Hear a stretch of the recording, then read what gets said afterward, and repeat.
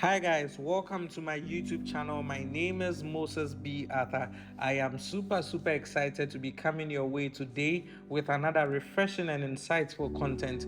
Today we'll be looking at a topic that is actually very profound, something that actually affects us all, but it's something that usually goes unnoticed, and that is thought pollution. Thought pollution. I'm sure somebody's going like MBA and his topics. Thought pollution, really? Yes, because one of the things that we need to understand is that our minds are constantly bombarded with various influences, and it is very crucial for us to understand the impact of these things on our mental well-being. It is very important. So somebody will say, what really is thought pollution? What is thought pollution? Now, think of thought pollution as the contamination of our minds with negative and harmful thoughts. Thought pollution as the contamination of our minds with negative and harmful thoughts. It's like breathing in toxic air, but this time around, you're basically looking at ideas, beliefs, and attitudes that surround us. Some way, somehow, these thoughts are going to come. And remember, I said it's like breathing in air, but this time around, you're looking at it in the light of beliefs. You're looking at it in the light of attitudes or even the things that you surround yourself with.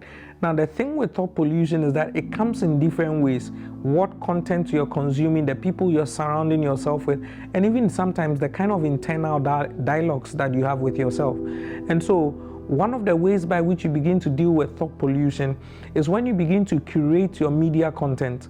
And so some celebrities, you go on their platforms, or some people, you go on their platforms and they are not even following anyone. So they go on there to follow or check out the specific things that they are supposed to check across their LinkedIn, their Instagram, their Facebook, their Twitter, and everywhere. It is very important for you to curate your social media intake so that it can help you, or it can limit the negative thoughts or the harmful thoughts that come into your mind. It is very important.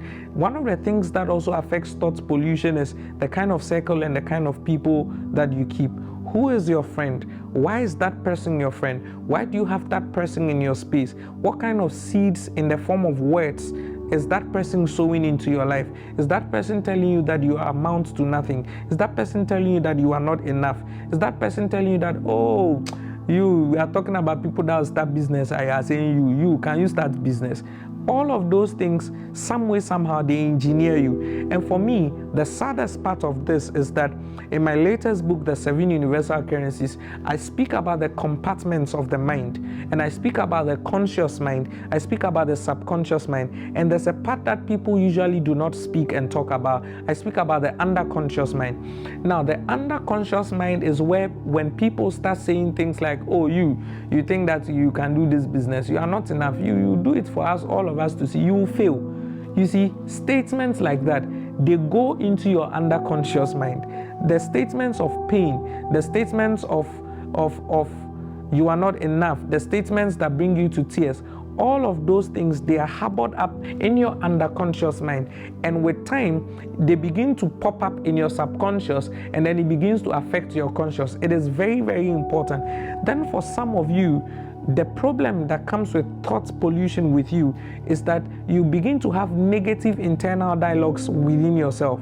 And so you are worrying about things that you are not supposed to worry about, or about things that you can't control. You are questioning things that you do not have control or power over. You are looking at yourself in the mirror and you are saying that you are not enough. You are looking at yourself in the mirror and you are saying that I'm not beautiful, I'm not pretty, or and you see, these things, they shape your reality.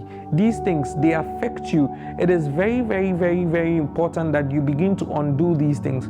One of the ways by which you begin to undo the very internal dialogues that go on within you is to begin to see yourself anew. You need to begin to see yourself in a different lens.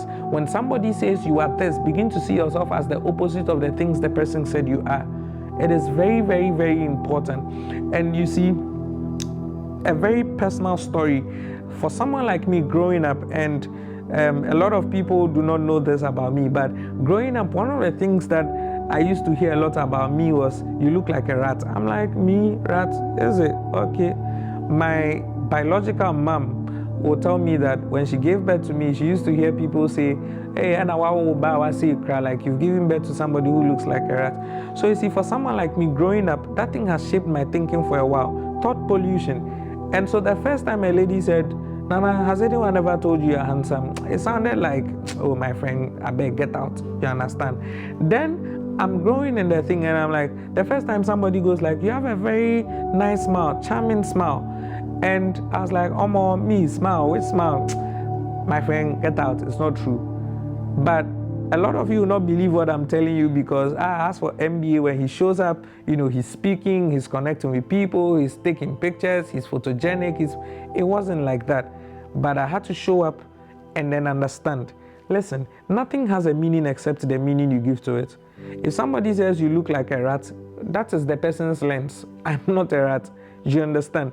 And with time, I started changing that internal dialogue within myself. As I'm sitting here, I am extremely confident in my skin. There's nothing you say that will ever get to me about myself. I have outgrown that thing.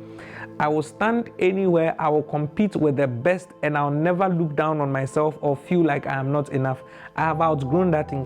The internal dialogue that I begin to have inside of me is too strong and is too powerful, and the convictions that go on inside of me are too potent that the least thing that will ever cross my mind is that I'm not handsome. Far from that.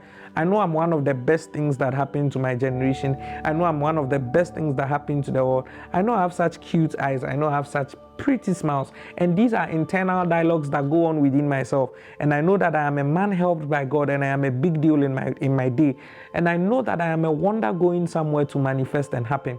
These are internal dialogues that I have had with myself over a period of time. So what are the things that you have heard concerning yourself that is actually polluting your thoughts? What are some of the things your friends have said to you? I remember a couple of weeks back, somebody came to me and then we're having a conversation. And then I said, but 2 years ago when we met, you told me you were going to start this. Why didn't you start?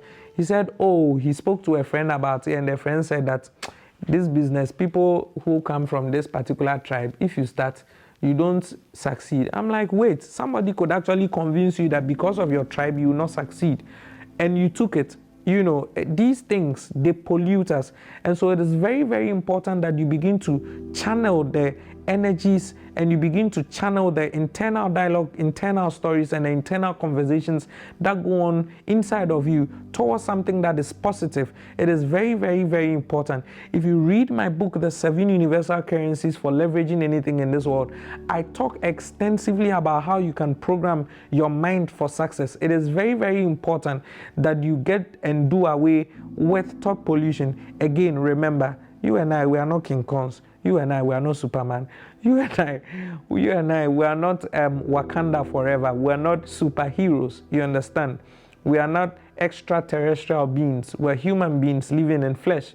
And so it's okay that sometimes these negative thoughts will come to mind. But always remember that you are supposed to dominate over it. Always remember that you are supposed to you are not supposed to cower to it. You're supposed to overrule these things. It is very, very important. And so let me know what you think about this content in the comment section. Share your thoughts with me. When was the last time you had a negative thought or a harmful thought come to your mind? For some of you, the internal conversations is that you are not enough, so you want to commit suicide. But hey, MBA loves you. Your life is very important to your world. Your life is very important to your generation. If for nothing at all, MBA cares about you. MBA loves you. So please never consider the thoughts of suicide. You are a big deal to your generation. And no matter what you're going through, I came to announce to you today that God sees it all. No matter what you're going through, I came to announce to you today that it is making you tougher for the next build-up. And so if you've not listened to my content on mental fortification, go out there, check my YouTube channel and listen to my content on mental fortification. It is very, very important. Share your thoughts with me in the comments, like, subscribe, and make sure that somebody has seen this video. My name is Moses B. Arthur. Love and light. Cheers, guys.